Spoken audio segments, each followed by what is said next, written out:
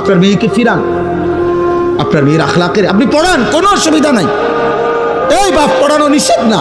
পদার্থ জীববিজ্ঞান হারাম না, রসায়ন বিজ্ঞান হারাম নয়, ভূগোল ইতিহাস হারাম না, বাংলা অঙ্ক ইংরেজি জেনারেল হারাম না, চিকিৎসা বিজ্ঞান হারাম নয়, হারাম না, কসম খোদার হারাম না। আপনার জ্ঞান, আপনার সন্তানের জ্ঞান আটলান্টিক মহাসাগর পরিমাণ হোক, হিমালয় পর্বতের উচ্চতায় পৌঁছে যাক আপনার সন্তানের জ্ঞান, আমরা দোয়া করি। কিন্তু আল্লাহ বুলাই দিলেন কেন? আখিরাত বুলাই দিলেন কেন? নামাজ বুলাই দিলেন কেন? কোরআন বুলাই দিলেন কেন? আমি আজকেও মাগরিবের পরে বলছি, যেই জবান, যেই জিব্বা রবের কোরআন পড়তে জানে না, আহা জিব্বা, তুমি জীবনে কথা বলার কোনো মজাই পাও নাই। কথার কত স্বাদ, জিব্বার কথা বলার যে মজা, তুমি সেই মজাই পাও না। তুমি জীবনে জিব্বার কোনো স্বাদই পাও নাই। আমি সবসময় বলি, যেই চোখ মালিকের ঘর দেখে নাই, কাবার কালো গিলাফ দেখে নাই, মদিনার সবুজ গম্বুজ দেখে নাই, ও তো দেখার কোনো মজাই পায় না।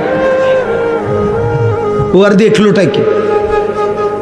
কালো গিলাফ যে দেখে নাই, সবুজ গম্বুজ যে দেখে নাই, ওই চোখ আর দেখলো কি বেটা? কক্সবাজার 1 কোটি বার দেখলো তো কালো গিলাফের সৌন্দর্যের সামনে কিচ্ছু না।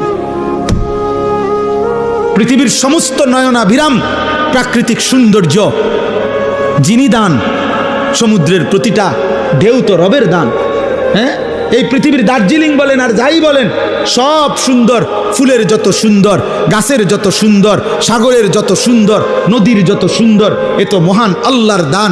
সেই মালিক চারিদিকে যত সৌন্দর্য যিনি দিছেন, তিনিই বলছেন, আমি আমার কায়নাতের সবচেয়ে বেশি সৌন্দর্য আমার মদিনার বন্ধু, আমার মাহবুব, আমার রসুলকে দিয়েছি। আছে খুবা হামা দারান্দ তু তন্হা দারি। আল্লামা ইকবাল বলছে, হে নবী, 1.25 লক্ষ নবীর যত সিফাত, গুণ, বৈশিষ্ট্য একা আপনার মাঝে যদি তালাশ করি, সব আপনার মাঝেই খুঁজে পাই। আপনি একাই সব। আপনি হাসলে পৃথিবী হাসে, আপনি কাঁদলে পৃথিবী কাঁদে।